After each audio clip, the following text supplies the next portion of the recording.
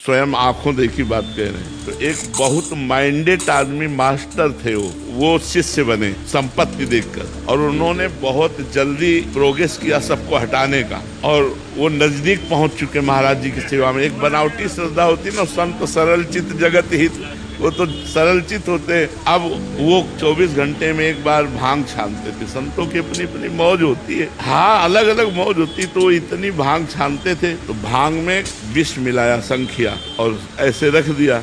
उन्होंने ऐसे उठाया, वो सिद्ध संत थे ऐसे, और कहा जगदीश्वरानंद को बुलाया जाए। तो और शिष्य सब थे, जगदीश्वरानंद को बुलाया, तुरंत सबको बाहर किया, कहा बच्चा ये हमारे लिए। कांप गए।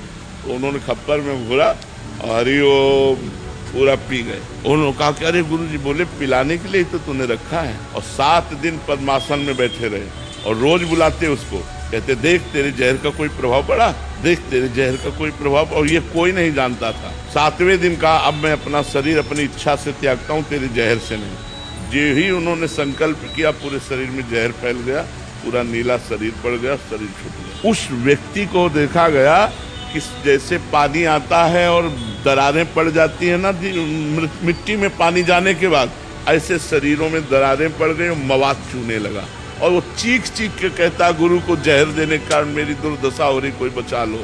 चिल्लाता रहता रात दिन, पलकें ऐसे फैल गई, मवाद निकले। वो दुर्गति पूछो मत, तड़प तड़प के रात दिन, हमें लगता है उस दिन से उसको नींद नहीं आई होगी, उस दिन से उसने चैन से भोजन नहीं किया होगा। संत द्रोह बड़ा भयानक है, ये सर्वनाश कर देता है। इसलिए चाहे गुरु भाई से हो या किसी अन्य संत से हो, कभी द्रोह न करे। वो गाली दे तो भी चरणों की तरफ ही झुके, संतों के चरणों की तरफ झुकने में ही मंगल है।